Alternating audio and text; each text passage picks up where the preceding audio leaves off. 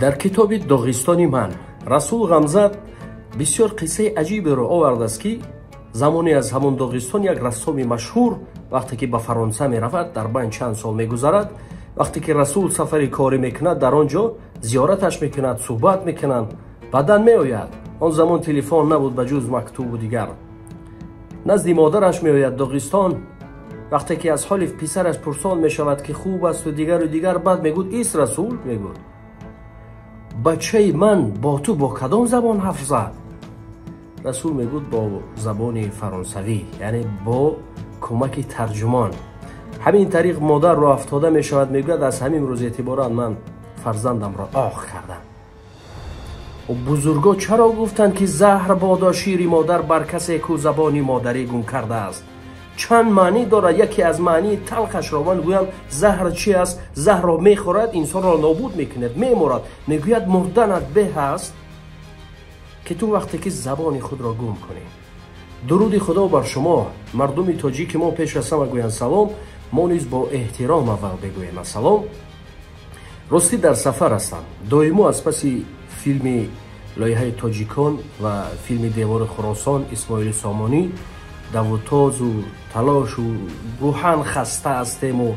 доимо дар сафар ҳастам. айни ҳолам бурун аз тоҷикистон ҳастам. аммо баъдан чиз бисёр маҷбур мекунад, бисёр зиқ мекунад ки боз мехоҳӣ ки такрор атрофи ин гап занем, атрофи поймол кардани забони мо. чандин ҷаласаҳо моро даъват мекунанд, ҷаласаҳои давлатӣ не ғайре ки ҳаст. меравем, ҳама тоҷик ҳастанд, аммо мебинед ки цици цуцу як. намедонам шумо, аммо ҷош омад, ҷон ба лаб расид. дар ҳамин ҷо чанд бо бародарони ҳамзабономон ки вақте ки мегӯянд ки фалон ҷаласа нишон метиҳад, мегӯянд инҳо чӣ мегӯянд? фалон ҷаласа инҳо пас мегӯ чаро чорабинӣ тоҷикӣ аст, фалон тоҷикӣ аст, ин тоҷикӣ аст, ҳама чӣ тоҷикӣ аст. инҳо ки ҳастанд? инҳо тоҷик ҳастанд мегӯем. пас чарошро? аз ин сабаб аввалан бахшиш мепурсем. бубинед, хуб таваҷҷӯҳ кунед, саросема нашавед, чунки доимо вақте ки сухан атрофи забон меравад, моро нодуруст мефаҳманд. порчаи шеърие ки гуфт: гар шунавӣ сухани аҳли дил, магӯ ки хатост, сухан шинос наи ҷони ман, хато инҷост. вақте ки сухан атрофи забон меравад, ин маънои онро надорад ки мо шуморо манъ мекунем бо дигар забон гап занед. на, забон донӣ, ҷаҳон донӣ, хуш ба ҳоли шумо ва мо аҳсан мехонем ба шумо. аммо гап сари оне меравад. лоиқ як шеър дорад, мегӯяд агар бубинам ки ду тоҷике ҳарф занад бо дигар забон, гӯё ки модараш ӯро талоқ диҳад. мегӯяд чӣ ҳамин гуна маънеша ман гуфта истодам ки аз ин чиз мо бояд бениҳоят ҳушёр шавем. тамоми чизами чандин ҷаласаҳое ки ҳаст ё ки маро даъват мекунанд, ман вақтҳои охир намеравам. як сол мешавад ки аз блогерӣ дур ҳастам. мисол ёдиам дирӯзам як навиштам ки 10 топових блогеров. бина ҳама цици цуцу 10 блогере ки дар тоҷикистон муаррифӣ дорад. ки ҳастанд инҳо? бахшиш, ки ҳастанд инҳо? ман боз мегӯям, ман блогер нестам ки ман рашк кунам ва аз ин соҳа дур ҳастам ва ба шӯҳрат ниёз надорам. инҳо ки ҳастанд? инҳо чӣ кор карданд? чӣ хизмат карданд? ё баъдан чизое ки 10 вае ки ин ки шумо ки ҳастед? ки ба шумо иҷозат дод чунин чорабиниҳоро?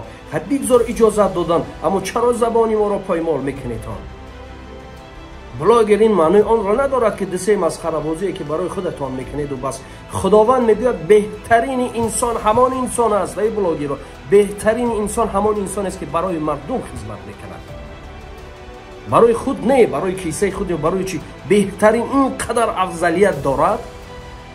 мегӯд беҳтарин дуо кадом аст? оне ки масалан дигарор дар ҳаққи дигаро дуо мекунанд, на барои худ.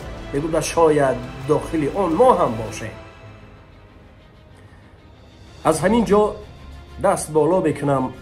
мақомотҳое ки бо ҳамин чиз вобастагӣ доранд, аз шумо эҳтиромона хоҳиш мекунам. медонам ки огоҳ ҳастед аз баъзан. вақте ки ин чорабиниҳоро гоҳ-гоҳ иҷозат медиҳед, огоҳшон кунед ки забони миллии мо бояд поймол нашавад. забони миллии мо бояд поймол нашавад.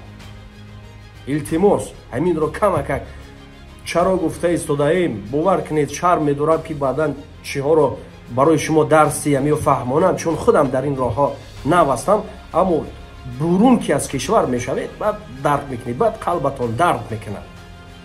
баъзан чизо ҳаст. мо боз мегӯем мо зид нестем. ба кадом забоне ҳарф мезанем? яъне ба якдигар ҳарф занед, ба якдигар, яъне ки масъалаи ҷои зарурӣ дорад ин кор. мо ҳам забон медонем, намедонем, мо ҳам чанд забон порча порча ҳам бошад медонем, аммо ҷои зарурӣ истифода мебарем. намеравем дар хона акун ба ҳама хати ҳар забоне медонем гап занем. бояд мо забонро ҳифз кунем. мутахассисҳо исбот карданд бо чандин далелҳо, ҳар касе ки забони модариашро агар хуб намедонад, дигар забонҳоро хуб аз худ карданаш душвор аст. аз ин дар мемонад, ба ин мегузарад, аз ин дар мемонад, ба ин мегузарад. гуфти шутурмурғе ки мегӯянд ки охи ту шутур ҳастӣ, боракаш, мегӯяд ман мурғ ҳастам. агар гӯиш ки хай набошад парвоз кун, мегӯяд ман шутур ҳастам. ин тавр намешавад. чандин қиссаҳо аст, чандин чизҳо аст ки атрофи забон ки бисёр талх ҳастанд, сахт ҳастанд, аммо мо метарсем ки моро нодуруст нафаҳманд. шумо забон донед, хуш ба ҳоли шумо, аммо дар ҷои зарурӣ истифода баред. вақте ки дар тоҷикистон ҳастед, ҷаласаи шумо тоҷикӣ аст, ҳамаи чиз шумо, дигар шумо чӣ ҳақ доред ки забони моро поймол мекунед? чӣ ҳақ доред ки шумо забони моро поймол мекунед?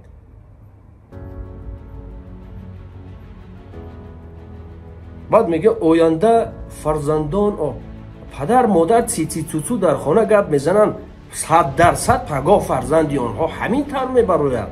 ки гуфт ки ӯ забони моро поймол? баъдан мегӯянд ки содда кунед, забони тоҷикиро душворфаҳм аст, чи аст. ҳамонҳоро мисол оред ки баъд аз устодо мегуфтанд ки баъд аз асри 11 чандин луғатномаҳо, дигар чизое ки ҳаст, кадоме аз инҳоро дар бар кардед, кадоме аз инҳоро хондед? ин душвор нест, баръакс як дарёи васеъ ҳаст ки вақте воридаш мешавед баъд дар ҳайрат мемонед.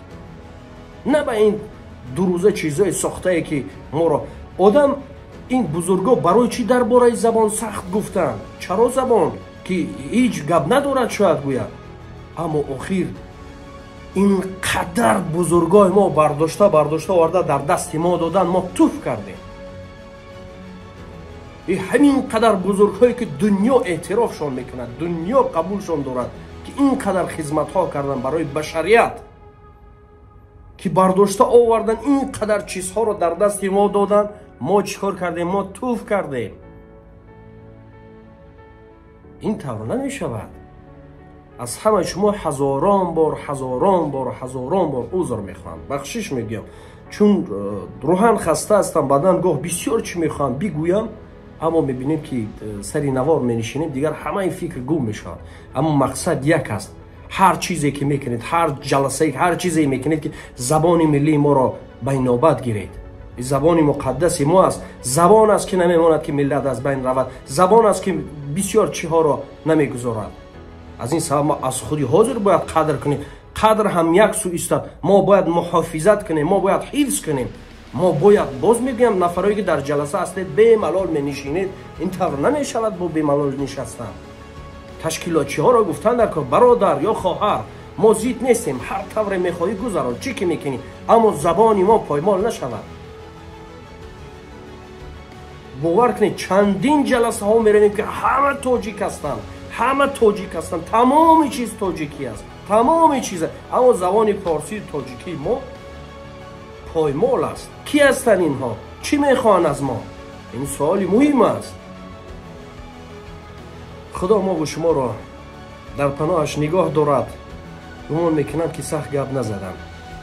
агар сахт гап зада бошам, бахшиш, манзарат мехоҳам, чун ду чизи муқаддас аст ки мо инҳоро бояд ҳифз кунем. якеш дини мо ҳаст ва дигаре ин миллат, давлати мо ҳаст. ҳар дуро азиз донед. худо нигаҳбони шумо. дар ҳаққи мо низ дуоро фаромӯш накунед. мо дунболи лоиҳаи филм ҳастем, тоҷикон ҳастем ки доимо дар сафар ҳастем. ростӣ ба чӣ хотир? ба он хотире ки як чизеро тақдими шумо кунем ки дар таърих бимонад. то суҳбатҳои оянда.